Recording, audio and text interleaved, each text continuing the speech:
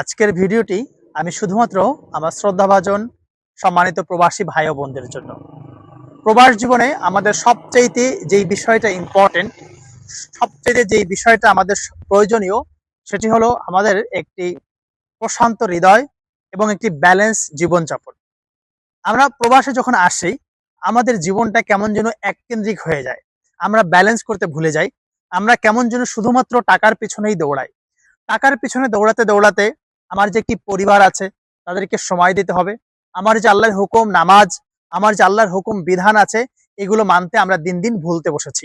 বিশেষ করে আমাদের মালয়েশিয়াতে আমরা যে সকল ভাইরা জব করি বা চাকরি করি, আমাদের সবসময় মনে রাখতে হবে, আমি যত টাকা কামাই করে আজকে পরিবারকে দিব, আগামীকাল থেকে আমাদের পরিবারের ডিমান্ডটা ঠিক আরো বেড়ে যাবে। এই মাসে যদি আমি 20,000 টাকা দেই, দেখবেন সামনে মাসে তাদের ডিমান্ডটা 25,000 টাকা হবে, তারপরের মাসে 30,000 টাকা হবে, তারপরের মাসে 40,000 টাকা হবে। এরকম করতে করতে মানুষের চাহিদা শুধু বাড়তেই থাকবে। আর আপনি সবার চাহিদা পূরণ করতে গেলে আপনি আপনার ব্যালেন্স এবং প্রশান্ত জীবন যাপন করতে পারবেন না। সেক্ষেত্রে আমাদের করণীয় কি?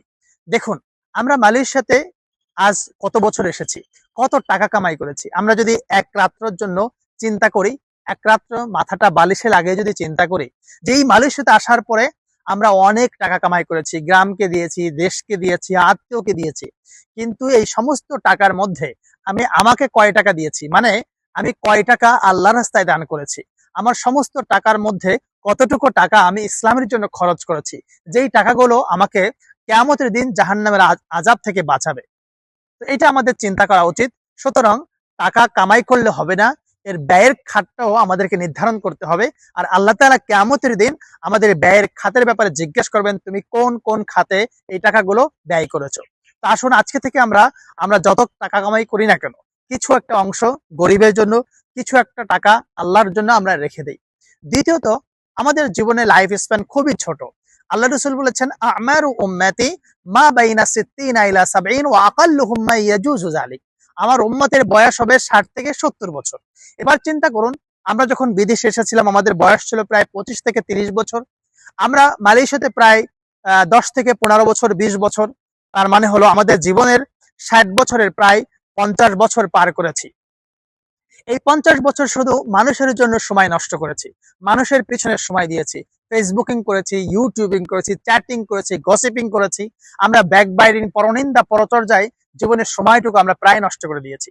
আল্লাহ যদি বলেন যে তোমাকে 60 বছর জিন্দিগি দিয়েছিলাম, এই 60 বছরের জিন্দিগির মধ্যে 60টা ঘন্টা কি তুমি সময় পাও নাই আমার কোরআনকে বোঝার জন্য, সূরা ফাতিহাকে সহিশুদ্ধভাবে তেলাওয়াত করার জন্য সময়টুকু যদি পাও নাই, আল্লাহ তো আমাকে প্রশ্ন করবেনই কিয়ামতের দিনে আমাদের সময়ের ব্যাপারে।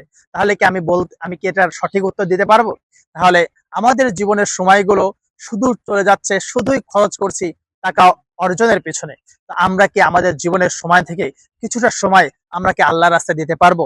এই দুইটা কাজ যদি আমরা করতে পারি, বিশেষ করে চেক এন্ড ব্যালেন্স, টাকার ক্ষেত্রে আমরা কিছুটা টাকা ইসলামের জন্য, আল্লাহর জন্য, এবং সময়ের ক্ষেত্রেও আমরা কিছুটা সময় নিজের জন্য এবং আল্লাহর জন্য যদি দিতে পারি, আশা করা যায় আমাদের এই প্রবাস জীবনে প্রশান্ত হৃদয় অর্জন করতে আমাদের সহযোগিতা করবে। আর প্রশান্ত জীবন ছাড়া আল্লাহর ইবাদতে মশগুল হওয়া খুবই কঠিন। আসুন, আল্লাহ রাব্বুল আলামিন আমাদের এই পথগুলো সহজ করে দিক, আমরাও চেষ্টা করি যাতে করে একটি প্রশান্ত হৃদয় অর্জন করতে পারি। আল্লাহ আমাদেরকে তৌফিক দান করুন, আমিন। সমস্ত প্রবাসী ভাইরা ভালো থাকুক, সুস্থ থাকুক। আসসালামু আলাইকুম ওয়া রাহমাতুল্লাহ।